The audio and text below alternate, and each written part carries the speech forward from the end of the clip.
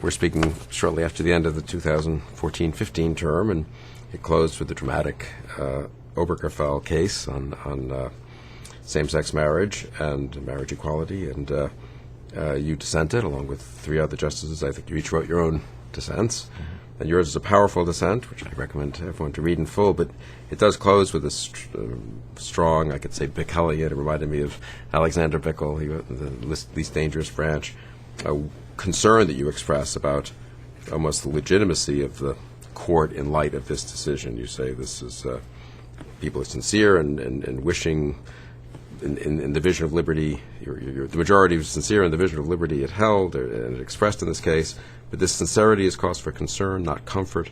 What it evidences is the deep and perhaps irremediable corruption of our legal culture's conception of constitutional interpretation.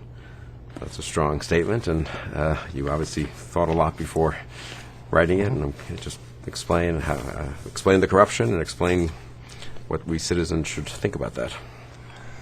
Well, the decision was based on really one word in the 14th Amendment. The Due Process Clause of the 14th Amendment prohibits the deprivation of life, liberty, or property without due process of law. So this was all based on liberty and on a substantive protection of liberty, not a procedural protection, which is what you might think the Due Process Clause was about. But substantively, the Constitution protects certain liberties, the court held, and the right to same-sex marriage is one of those liberties.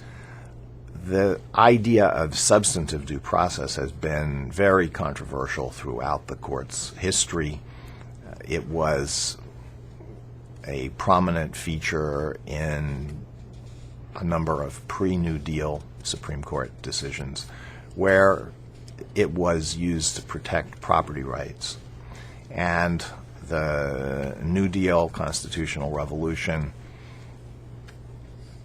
tried to either kill off substantive due process completely or to relegate it to a very, very minor role.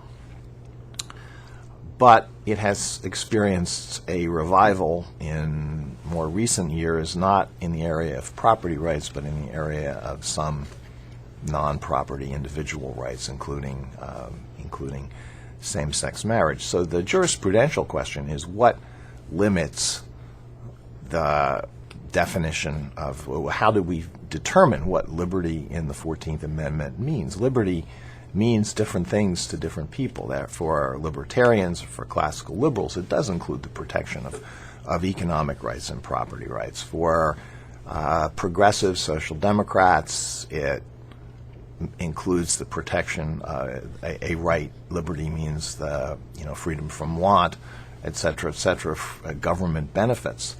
And there are many other conceptions. The court's conception, I said in this opinion, and I believe to be true, is sort of a very postmodern idea. It's the freedom to define your understanding of the meaning of life. It's the right to self-expression. So if all of this is on the table,